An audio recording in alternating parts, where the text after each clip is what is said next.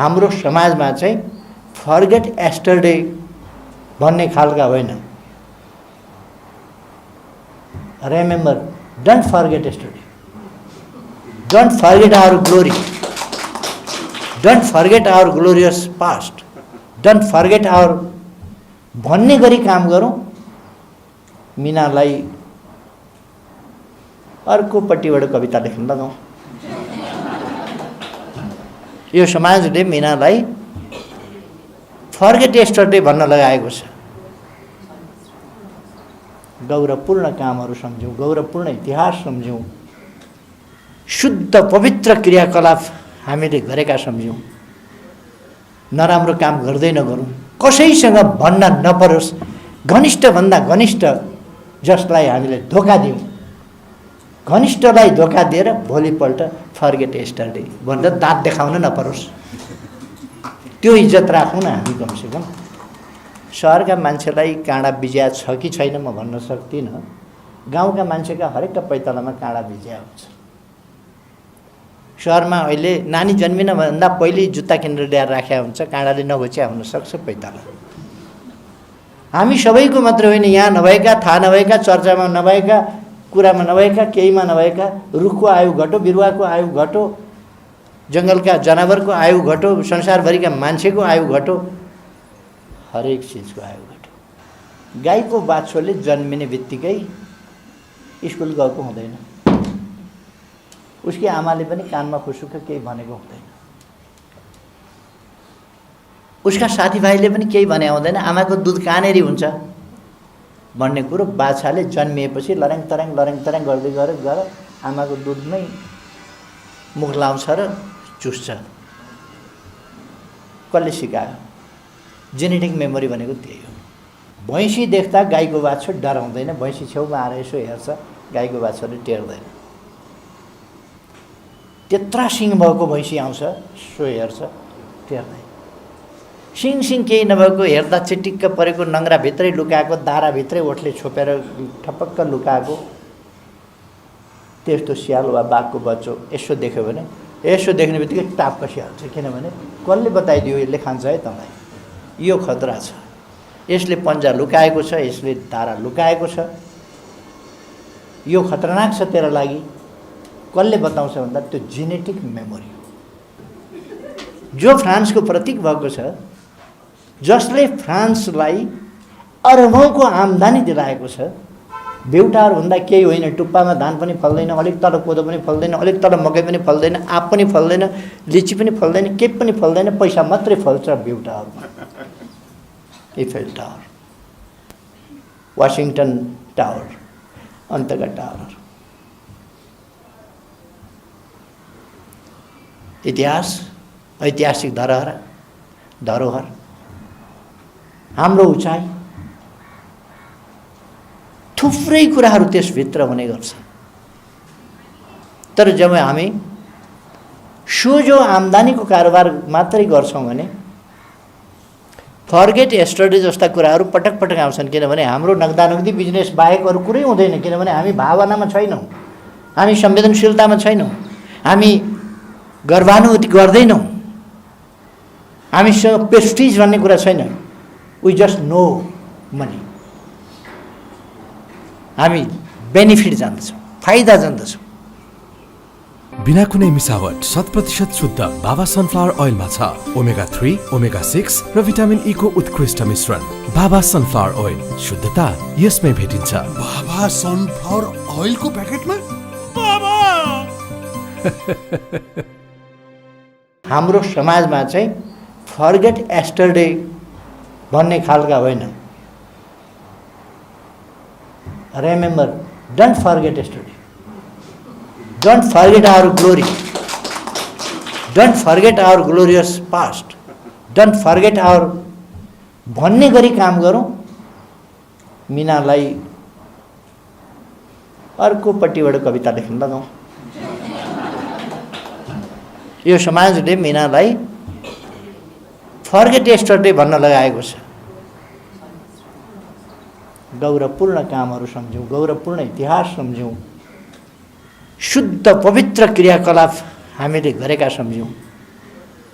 नराम्रो काम गर्दै नगरौँ, कसैसँग भन्न नपरोस्, घनिष्ठभन्दा घनिष्ठ जसलाई हामीले धोका दियौँ, घनिष्ठलाई धोका दिएर भोलिपल्ट फर्गेट यस्टरडे भनेर दाँत देखाउन नपरोस्, त्यो इज्जत राखौँ न हामी कमसेकम।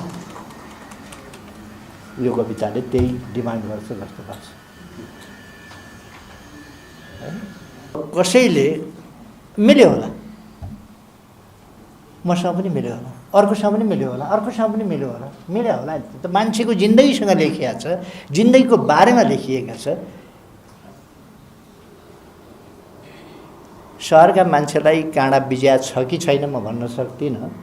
गाउँका मान्छेका हरेकका पैतालामा काँडा बिज्या हुन्छ। सहरमा अहिले नानी जन्मिनभन्दा पहिले जुत्ता किनेर ल्याएर राखेको हुन्छ, काँडाले नघोच्या हुनसक्छ पैताला। माथिल्लो वर्ग, हाम्रो समय अलिक फरक थियो।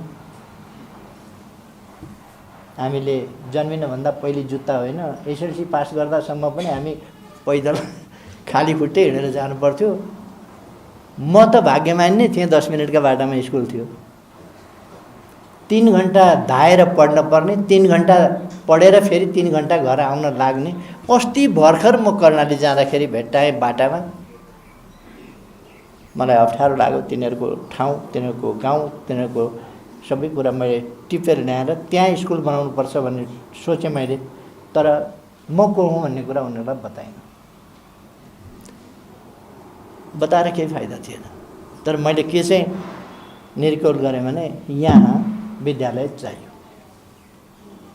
3 घन्टा हिँडेर धाएर विद्यार्थी कसरी पढ्न सक्छ? खैर, यो प्रसङ्ग काँडाको प्रसङ्गबाट फुत्त कर्णालीतिर गयो। सायद कर्णाली सबभन्दा धेरै काँडा बिज्ने ठाउँ हो कि दुर्गम। अब मान्छेका जिन्दगीमा बिजेका काँडाहरू, लागेका घाउहरू, लगाइदिएका घाउहरू, बिजाइदिएका काँडाहरू, यी सबै नै कुरा कविताले समेटेका छ। त्यसकारण कतै न कतै कसै न कसैलाई पर्न सक्छ नि, मलाई पनि पर्न सक्छ।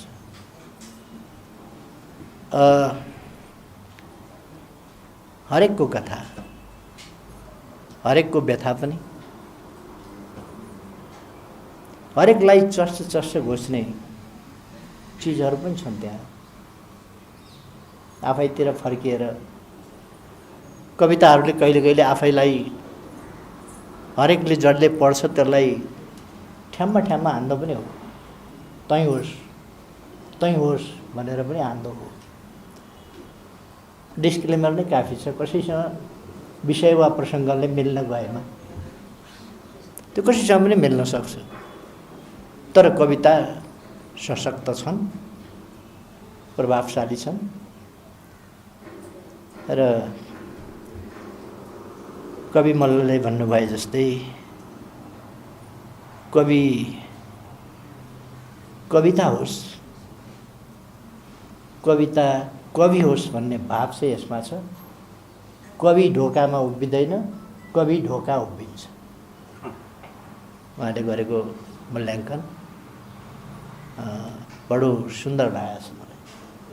कवि ढोकामा उभिया छैन, कवि ढोका उभिएको छ। कविलाई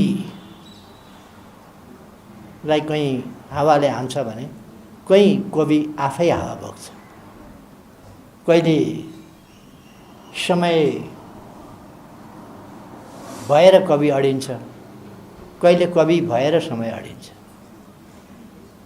यद्यपि समय अडिने चिज होइन। महाभारतको टेलिसिरियल हामीले हेऱ्यौँ भने पहिलो टेलिसिरियल सुरु गर्दाखेरि हिन्दीमा हामीले हेर्ने गरे हुनाले हिन्दीबाटै भन्थ्यौँ, मैं समय हूँ,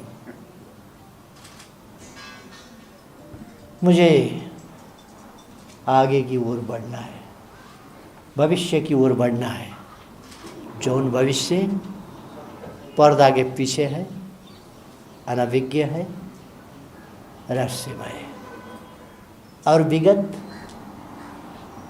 जो मैं वापस नहीं जा सकता, उसने मेरे ऊपर कई ऐसी स्मृतियाँ छोड़ी है, मगर मुझे अदृश्य अनजान भविष्य की ओर आगे बढ़ना है, जो पर्दा के पीछे। समय तो रोकिँदैन। महाभारतको सुरुवात त्यहाँबाट हुन्छ, अथवा गीताको सार त्यसमा छ। समय त अगाडि नै बढ्छ र अगाडि बढ्छ जो हामी परिकल्पना गर्न सक्छौँ र त्यसका निम्ति त्यसको खाका बनाउन सक्छौँ, त्यसको चित्र एउटा कोर्न सक्छौँ र त्यसलाई प्राप्त गर्ने उद्देश्य राख्न सक्छौँ। तर त्यो चाहिँ कति सफल हुन्छ भन्न सकिन्न, किनभने त्यो पर्दाका पछाडि छ। वर्तमान हाम्रा अगाडि छ, जो अडिँदै अडिँदैन। वर्तमान यति खतरनाक चिज हो, अडिँदैन, बगेको छ। अघि म यहाँ बोल्न थाल्नभन्दा यता मेरो आयु 20-25 मिनट घटिसक्यो। मेरो मर्ने समय 20-25 मिनट अगाडि ओर सरिसक्यो। मेरो मात्र होइन, हामी सबैको सर। हामी सबैको मात्र होइन, यहाँ नभएका, थाहा नभएका, चर्चामा नभएका, कुरामा नभएका, केहीमा नभएका, रुखको आयु घटो, बिरुवाको आयु घटो, जङ्गलका जनावरको आयु घटो, संसारभरिका मान्छेको आयु घटो, हरेक चिजको आयु घटो। एउटा गाडीको आयु घटो, एउटा प्लेनको घटो, एउटा अर्को चिजको घटो। त्यसो भएर यो समयका घाउ, समयका डोबहरू यसले छोड्छ। मीनाको भनाइ छ, कहाँबाट लिएको हो विषय वा प्रसङ्गले अर्थको अर्थ नलागेमा कहाँबाट लिएको म जान्दिनँ। फर्गेट एस्टरडे भनेको छ। एस्टरडे किन अलिक अगाडि पनि बिर्सिन सकिँदैन,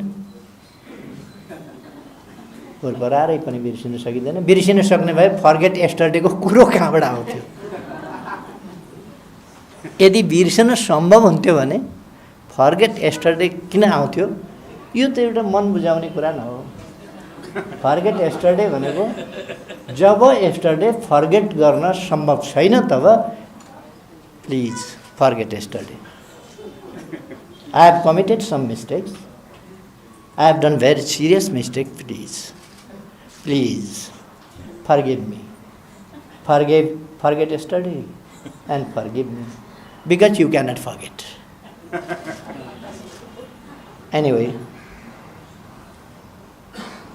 मीनाको रिक्वेस्टलाई कवितामा मानौँ, forget yesterday and go ahead. यो कार्यक्रमको आयोजनाका लागि धन्यवाद र साथीहरूको प्यासेन्सलाई धेरै धन्यवाद छ। यस्तो कवि, कविता, साहित्य, कलामा अझै पनि हामी समय खर्चिने धैर्यता राखिराखेका छौँ। यो ठुलो कुरा हो अहिलेको जमानालाई, अहिलेको समयभन्दा हामी अलिक पर छौँ। कसरी समयलाई कसरी हामीले विकृत पार्न खोजिरहेका छौँ।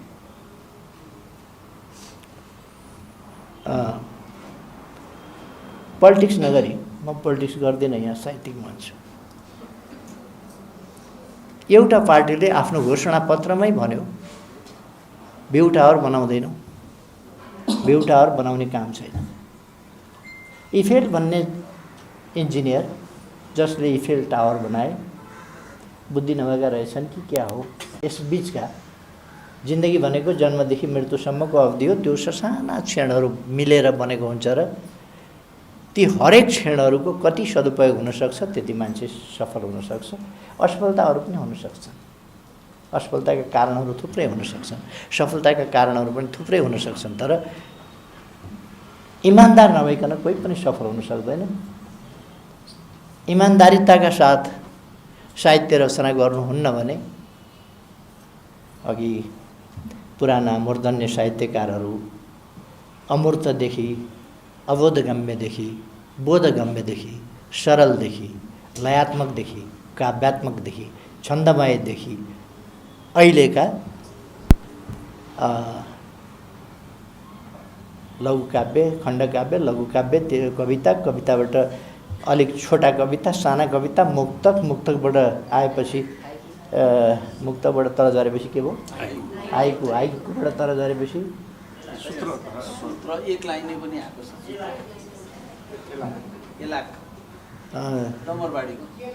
एउटा शब्द मात्रै पनि कहिले कहिले हुन्छ दुईटा शब्द मात्रै पनि हुन्छ अनि हामी कस्ता भयौँ भने छन्द पढ्न अल्छी लाग्छ हामीलाई गायक हुन मन लाग्छ तर हामीलाई 38वटा अलङ्कार गाह्रो कुरा 38वटा अलङ्कारमा अभ्यास गर्न सङ्गीतमा बिहान उठेर रियाज गर्न हार्मोनियममा झर्को लाग्दो गरी खेल्न अथवा पियानोमा खेल्न अथवा गिटारमा औँलाका टुप्पाहरू दुख्ने गरी थिची राखेर उल्तिर परतिर सारी राखेर तलमाथि घोटी राख्दा दिक्क लाग्छ झन्झट लाग्छ हामीलाई तर ठुलो गायक हुन मन लाग्छ अनि हामी सजिलो बाटो खोज्छौँ महान चित्रकार हुन मन लाग्छ हामीलाई तर चित्र बनाउन गाह्रो छ त्यसकारण हामीलाई महान चित्रकार हुन मोदनाथ प्रसिद्धले जस्तै प्रदर्शनीमा एउटा चित्र राखिदिन्छौँ मोदनाथ प्रसिद्धको एकपल्ट कस्तो भएछ भने साथीहरूले पढ्नु पनि भएको होला मोदनाथ प्रसिद्ध आर्ट गर्नुहुन्छ उहाँले राम्रा राम्रा आर्टहरू गर्नुभएछ र एकल आर्ट सो राख्नुभएछ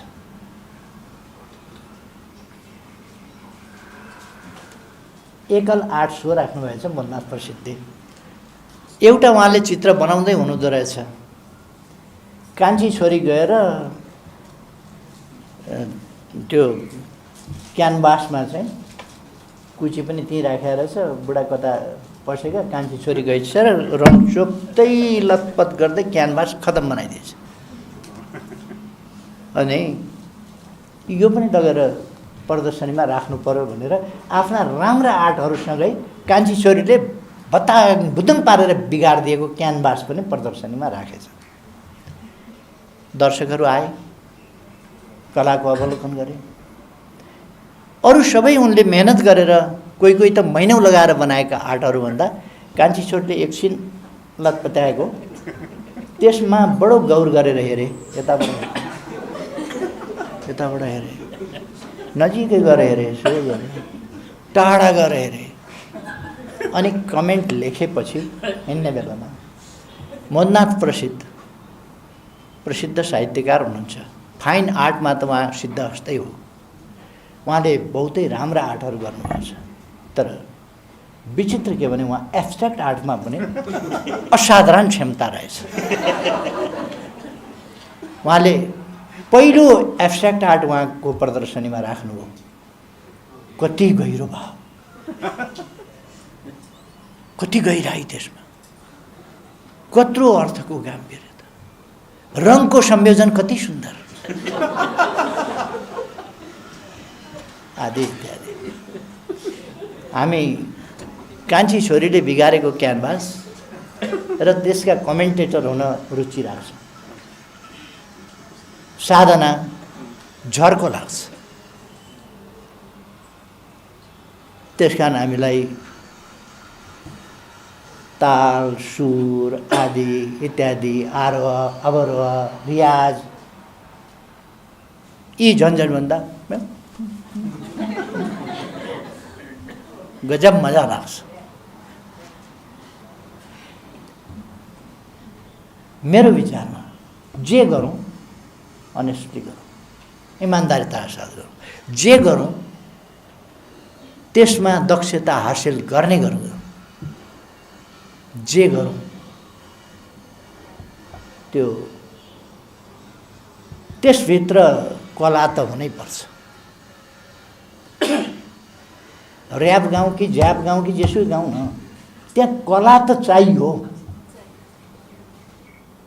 जस्तो बजाउँ जुन बजाउँ वाद्यवादनको प्रश्न होइन विधाको प्रश्न होइन, प्रश्न राम्रो गरौँ। छन्दमा लेख्नुहोस् या छन्दहीन लेख्नुहोस्, तर त्यसभित्र एउटा लय, एउटा भाव त चाहियो। उही शब्द थुपारिकन के हुन्छ? नहोस्। शब्दहरू अघि मल्लजीले भन्नुभयो नि, शब्द आफैमा ताकत हुँदैन, त्यसको प्रस्तुति कस्तो हुन्छ, त्यसको प्रयोग कसरी हुन्छ। शब्द बाण पनि हुन्छ, शब्द मलम पनि हुन्छ, शब्द त्राण पनि हुन्छ, शब्द जीवन पनि हुन्छ। शब्द बाण मात्रै होइन, अग्निबाण हुन्छ नि शब्द। भालाले भन्दा साह्रो शब्दले घोज्छ।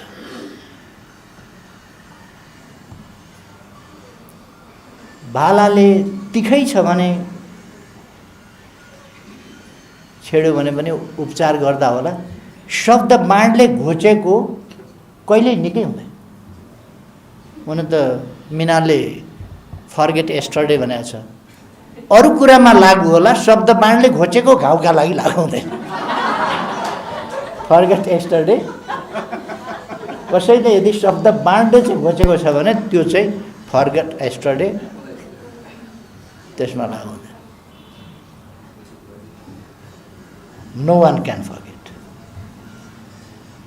शब्द यस्तो चिज हो। शब्द मन्त्र हो, शब्द ज्ञान हो, शब्द सङ्केत हो, शब्द भाव हो, शब्द इशारा हो, शब्द प्रणय हो, शब्द विग्रह हो, शब्द घृणा हो। त्यसकारण त्यसप्रति इमान्दार लय हुनु पर्यो। घृणा नै भए पनि इमान्दार लय हुनु पर्यो, र त्यसमा प्रणय नै छ भने पनि, प्रेम नै छ भने पनि लयबद्ध इमानका साथको लय हुनु पर्यो। मलाई एक दुई दिन अगाडि मात्रै कि हिजो मात्रै थाहा भयो, मैले संसदमा वाचन गरेको कविताको हरफ मीना श्रेष्ठले लेखेको रहेछ। मलाई कसैले सुनायो, म संसदमा बोल्न जानुपर्ने थियो।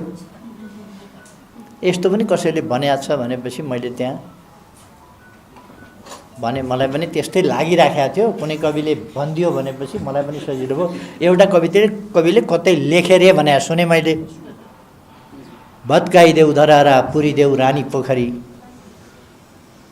टाढिदेऊ सुरुङका पालहरू, भत्काइदेऊ बाटा र सडक के अरे पुल र सडकहरू, केपी ओली याद आउने सबै चिजहरू भनेर मैले पार्लियामेन्टमा पनि भनिदिएँ। मैले अरू कविता सुने पनि थिएन, त्यति सुनेको थिएँ। अब मैले भनेपछि त्यो त लाइभ गएको थियो, त्यो सबैतिर पुग्यो, मिनाले पनि सुनिछन्। मेरो कविता पनि पार्लियामेन्टमा वाचन भयो। हिजो लेखेको कविता, हिजो बेलुका लेखेको कविता, राति लेखेको कविता, आज दिउँसै कविता त वाचन भयो संसदमा भनेपछि उनी दङ्ग परेछन्। जानेर होइन, मैले त बाटामा भेट्टाएको। मैले बाटामा भेट्टाएको एउटा कविता त्यहाँ वाचन गरिदिएँ।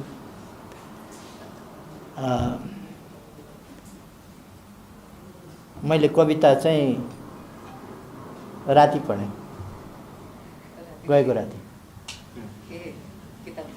आज राति मात्रै पढेँ मैले। त्यो लामै कविता रहेछ, म त त्यति नै हो कि भनिरहने थिएँ। आजकल त मुक्तक सुक्तक लेख्ने चलन छ नि, अनि कवितालाई मैले चाहिँ मुक्तक बनाएर भनिदिएछु त्यहाँ, अलिकति छोटो बनाएर। खैर,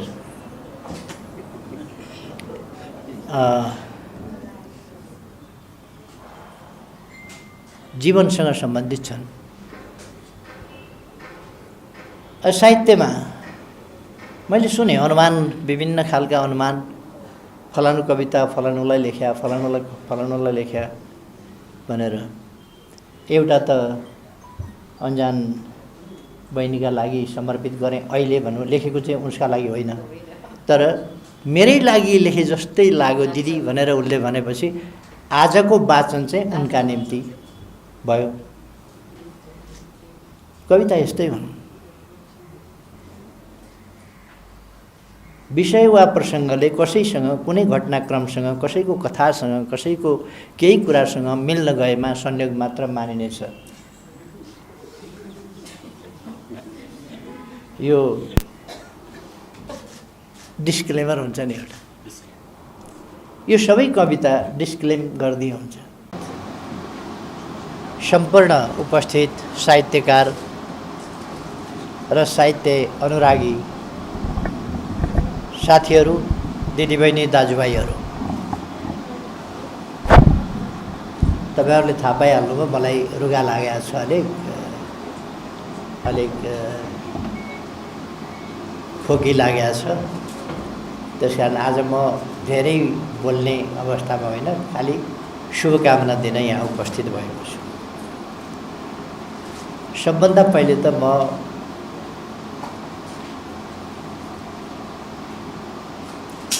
कवि मीना श्रेष्ठलाई बधाई भन्न चाहन्छु। उहाँले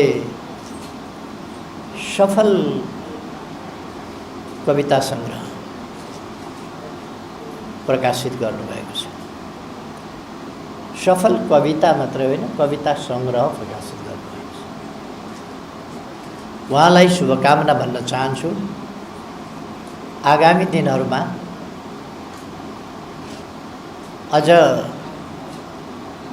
लोकप्रिय हुने, अझ उत्कृष्ट, अझ कविताका अनेक कोणबाट श्रेष्ठता हासिल गरेका कविताहरू उहाँबाट पैदा हुन सकुन्, शुभकामना छ। उहाँलाई धन्यवाद भन्न चाहन्छु।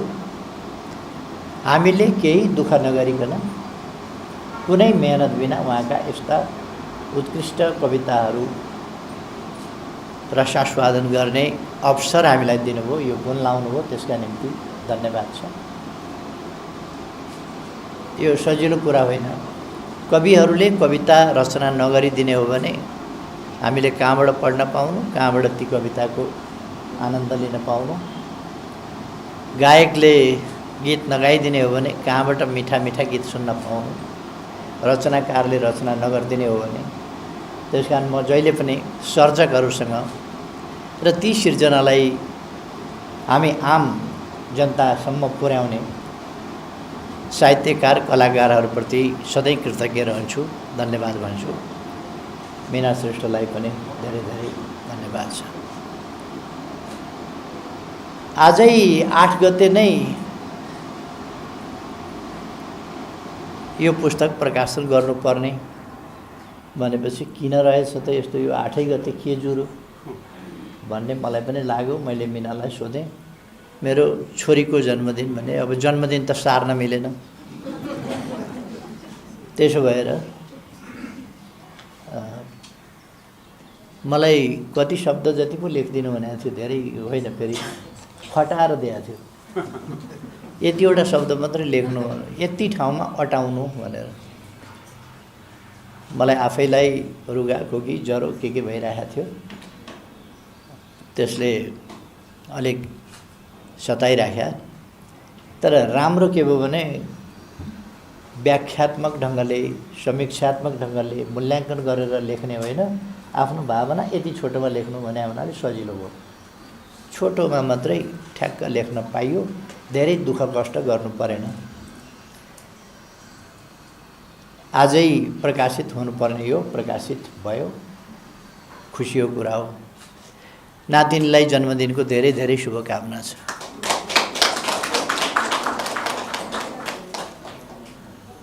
नातिनी पनि अझ ठुली कवि हुन्। उनको जन्मदिनमा उनले कविता सङ्ग्रह उपहार पाएकी छन्। एउटा भनाइ के छ भने, कायस्थ जातिभित्र बच्चा जन्मिएपछि उसको हातमा कलम दिइन्छ भन्ने, र पछि बडो विद्वान हुन्छ, हिसाब किताब जान्ने हुन्छ भन्ने मान्यता छ। जन्मिँदाखेरि नै कलम हातमा दिएको हुनाले उसको इम्प्रेसन नै उसलाई एउटा सकारात्मक तरङ्गको सम्प्रेषण हुन्छ त्यसबाट भन्ने विश्वास छ। त्यस्तै जन्मदिनमा कविता सङ्ग्रह उपहार मिनाले पाएको थिएन तब त कविता लेखिन् भने नातिनीले त उपहारै पाएको छ कविता सङ्ग्रह, यिनले पनि लेख्छिन् भन्ने मलाई आश लागेको छ। तर अब हेर्नुपर्नेछ। मैले बबिताजीले भन्नुभएको धेरै कुरा सुन्न पाइनँ। आउँदै उहाँ बोल्दा बोल्दै डिस्टर्ब पनि भयो, के पनि भयो, अरू कुराले पनि। अनि माला लाउने, खादा लाउने, के गर्दा गर्दै पनि अलिकति मल्लजीको सुन्ने मौका मिल्यो मलाई। बहुतै सुन्दर समीक्षा। प्राय पुस्तक विमोचन कार्यक्रमहरूमा टिप्पणीकारहरूले कृतिमाथि टिप्पणी गरेको भन्दा अरू कुरा गरेर सुनिन्छ प्राय। आज कृतिमाथि नै केन्द्रित भएर सम्पूर्ण समय कृतिमाथि केन्द्रित भएर मल्लजीले समीक्षा गर्नुभयो, समालोचना गर्नुभयो। यति छोटो समयमा यति समग्र समालोचना सफलतापूर्वक कसरी संयोजन गर्नुभयो भन्ने मलाई अलिअलि लाग्यो। अत्यन्तै सुन्दर समालोचना र सम्पूर्ण समालोचना मल्लजीले गर्नुभयो। त्यो नै पर्याप्त छ जस्तो लाग्छ मलाई। थप धेरै केही भनिरहनु पर्ने जस्तै लाग्दैन। उहाँको समीक्षामा छोएर मम भनेपछि पुग्छ।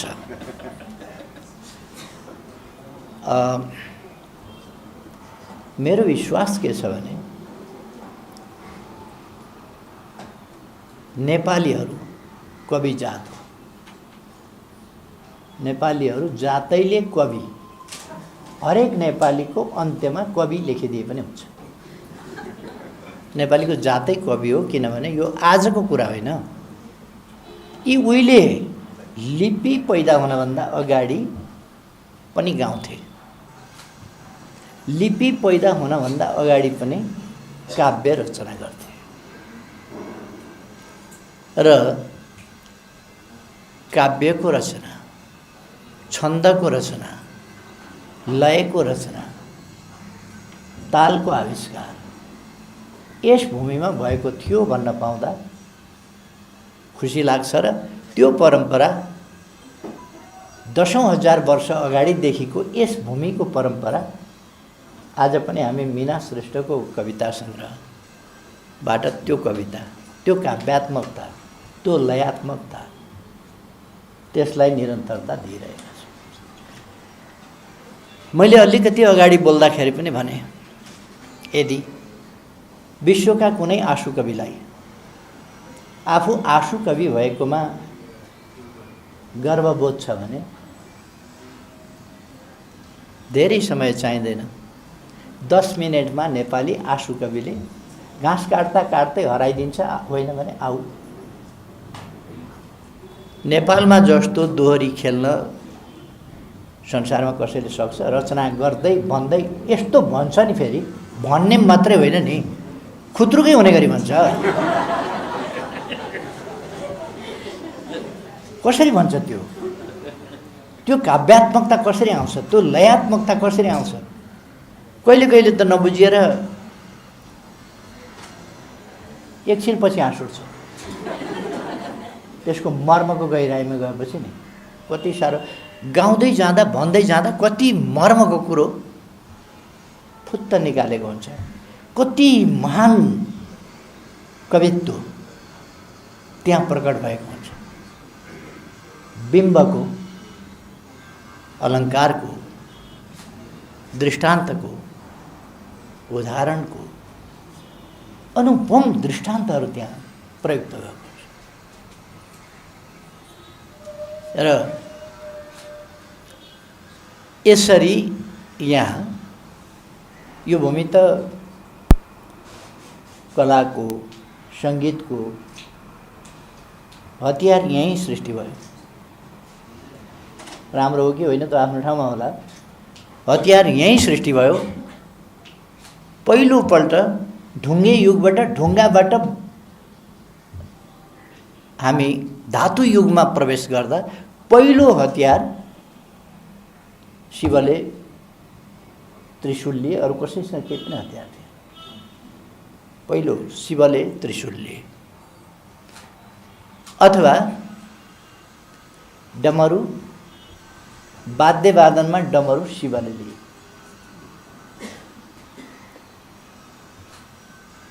पातबाट, पिपिरीबाट, आदिबाट मर्चुङ्गा सर्चुङ्गा बनाउने अनेक कुराहरू यहीँ सुरु भए। नृत्य यहीँ सुरु भयो, कला यहीँ सुरु भयो, नृत्य यहीँ सुरु भयो, सङ्गीत यहीँ सुरु भयो, लय यहीँ सुरु भयो, छन्द यहीँ सुरु भयो, ताल यहीँ सुरु भयो। र कवित्व भन्ने भाव यस धरतीमा सुरु भयो। हजारौँ वर्ष अघि मैले त्यसलाई निरन्तरता दिन सकेका छैन। म ती हाम्रा विद्वान पुर्खाको असल उत्तराधिकारी हुन सकेका छैन। तर जो भइरहनु भएको छ वा जसले चेष्टा गर्नुभएको छ त्यसका निम्ति म धन्यवाद भन्न चाहन्छु। जसले चेष्टा गर्नुभएको छ।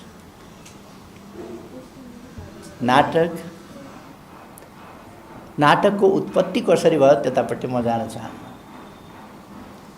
नाट्य विधा यहीँ पैदा भएको। केही टाढा जानु पर्दैन, कमसेकम कालिदासकै कुरा गर्ने हो भने पनि कुनै पनि विश्वका नाट्यकारहरू, चाहे अभिज्ञान शकुन्तलम होस्, चाहे मेघदूत होस्, चाहे अरू हौँ अथवा अरू कृतिहरू, शास्त्रार्थको सुरुवात अरूले शस्त्र भन्ने पत्ता नलगाउँदाखेरि ढुङ्गा बोकेर शिकारको खोजीमा हिँड्दा हाम्रो प्रमाणिक कुरा त के छ? त्रेता युगमा जनक कहाँ 4000 वर्ष अगाडि त शास्त्रको सम्बन्धमा बहस हुन्थ्यो। अष्टवक्रहरू, गार्गीहरू, याज्ञवल्क्यहरू आदि त्यहाँ शास्त्रको सम्बन्धमा, दर्शनको सम्बन्धमा सृष्टि उत्पत्ति कसरी भयो, के हो प्रकृति, के हो जीव, के हो जीवन, के हो मरण, के हो उत्पत्ति, के हो विनाश, यस सम्बन्धमा बहस हुने गर्थ्यो कमसेकम त्रेतायुग। अनि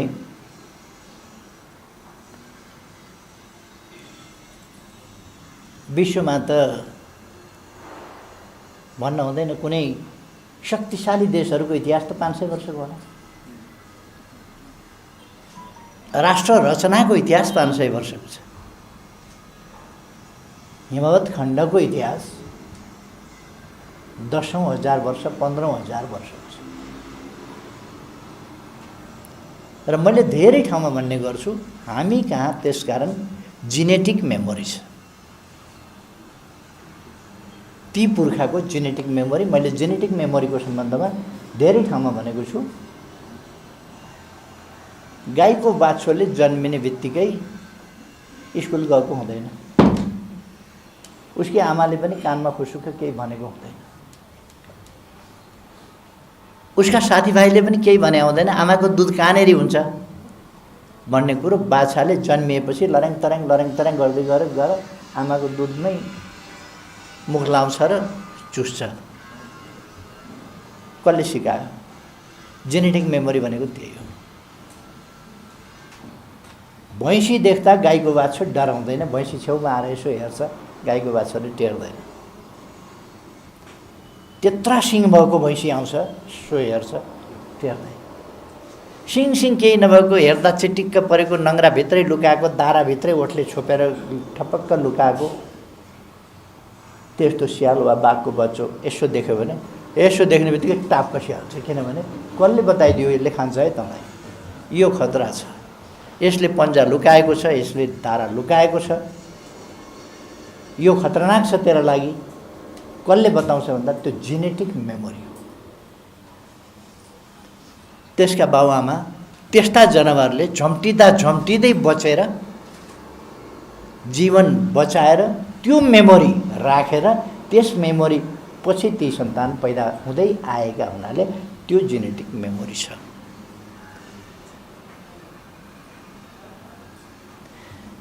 हिजो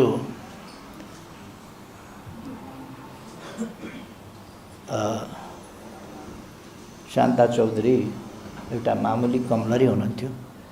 माननीय शान्ता चौधरी आज नेपालको कवि गोष्ठीहरूमा उहाँलाई स्मरण गरिन्छ। भद्र भलाद्मीहरूका सभाहरूमा उहाँलाई स्मरण गरिन्छ। विद्वत सभाहरूमा उहाँलाई स्मरण गरिन्छ। वक्तृत्वका ठाउँहरूमा राम्रो वक्तृत्व चाहियो भने शान्ता चौधरीलाई स्मरण गरिन्छ। काव्य सभाहरू यस्ताहरूमा चिन्तन मनन र मन्थन गर्नुपर्यो भने शान्ता चौधरीलाई सम्झिन्छ। उहाँले अहिले 12 क्लास पढ्नुभयो भनेर यस्तो भएको होइन। 12 क्लास त पढ्नुभयो, पास गर्नुभयो, ब्याचलर पढ्दै हुनुहुन्छ अब। तर जेनेटिक मेमोरीको काम छ। पुस्तौँदेखि सधैँ कमलरी होइन। कुनै समय उनका पुर्खा विद्वान थिए, कवि थिए, साहित्यकार थिए, शासक थिए, के थिए, समयअनुसारका थिए। हो त्यो जेनेटिक मेमोरी शान्ता चौधरीमा छ। त्यसकारण आज घरानिया कुलीन तन्त्रबाट आएकाहरू एक कदम पछाडि पर्न सक्छन् शान्ता चौधरीका अगाडि। अस्तिसम्मको कमलरीबाट फुत्किन थोरै बन्धन चुडाउनु परेन, थोरै साङ्ला चुडाउनु परेन, थोरै किला भाँच्नु परेन शान्ता चौधरीले। तर ती सबै भाँचेपछि उनी एकैचोटि फेरि सबै विद्वत समूहको पारमा छन्, कविहरूको पारमा छन्, ज्ञानको स्तरको पारमा छन्। अर्थात् मैले संक्षिप्तमा भन्न खोजेको के हो भने हामीले हाम्रो समाजलाई चिन्नुपर्दछ, हाम्रा पूर्वजलाई चिन्नुपर्दछ, हाम्रा पुर्खाहरूलाई चिन्नुपर्दछ, उनीहरूले हामीप्रति लगाएको गुण चिन्नुपर्दछ। मान्छे 20 वर्ष पढेर विद्वान कोही पनि हुन सक्दैन, 25 वर्ष पढेर विद्वान कोही पनि हुन सक्दैन। जेनेटिक मेमोरीको 99% कन्ट्रिब्युसन छ त्यसमा। 20 वर्ष 25 वर्ष पढेको चाहिँ एउटा 1% को पार्ट होला। अपर्च्युनिटी पायो, पढ्यो र विकास गर्यो। तर अपर्च्युनिटी पाए पनि 20 वर्ष 25 वर्ष पढाउँदैमा कुनै जीव विद्वान हुँदैन। न बाख्रा पाठालाई पढाएर विद्वान हुन्छ, न भैँसीको पाडोलाई पढाएर विद्वान हुन्छ, न गाईको बाछो पढाएर विद्वान हुन्छ। किनभने त्यो 25 वर्ष पढाए पनि उसको एक जेनेरेसनको मात्रै कन्ट्रिब्युसन हुन्छ, त्यहाँ जेनेटिक मेमोरीको कन्ट्रिब्युसन छैन। त्यसकारण हामी मानव जातिसँग जेनेटिक मेमोरीको कन्ट्रिब्युसन छ, जसमा हाम्रो 1% कन्ट्रिब्युसन हुन्छ। हामीले पढेपछि, विषयगत नलेजहरू प्राप्त गरेपछि, त्यो अवसर पाएपछि हामीले विकासको पोटेन्सियल हामीसँग जेनेटिक मेमोरीको कारणले प्रशस्त पोटेन्सियल हामीसँग छ र त्यो पोटेन्सियललाई हामीले उजागर गर्न सक्नुपर्दछ। मीनाले आफ्नो भित्रको पोटेन्सियल उजागर गर्नुभएको छ यस कविता सङ्ग्रहमा। अरू साथीहरूलाई म आग्रह गर्न चाहन्छु, कविका सन्तानहरू, कालिदासका सन्तानहरू, वेदव्यासका सन्तानहरू, अरू वेद सिर्जना गर्नेका सन्तानहरू, उपनिषदहरू सिर्जना गर्नेका सन्तानहरू, पुराणहरू सिर्जना गर्नेका सन्तानहरू, विज्ञान प्रविधि सिर्जना गर्नेका सन्तानहरू, मुन्दुम सिर्जना गर्नेका सन्तानहरू, विभिन्न दर्शनहरू, शास्त्रहरू, ती शास्त्रका अनेक स्कुल अफ थटहरू सिर्जना गर्नेका सन्तानहरूले आफूलाई विश्वास गर्न पर्यो। SML Isuzu, authorized distributor for Nepal, National Motors. उत्कृष्ट गहुँबाट तयार गरिएको ज्ञानचक्की आटा, खेल दुगर समूहको उत्कृष्ट उत्पादन। जहाँ इच्छा त्यहाँ भाइनेट अब सबै कनेक्टेड। इलेक्ट्रा इलेक्ट्रिक प्रस्तुत गर्दछ एन्टिब्याक्टेरियल अमोर लाइफस्टाइल स्विचेस। नेपालमै पहिलो पटक समय सापेक्षित नयाँ युगका लागि नयाँ स्विचहरू। शुद्धता त अब बाबा सनफ्लावर ओइलको प्याकेटमै पाइन्छ। बाबा सनफ्लावर ओइल, शुद्धता यसमै भेटिन्छ।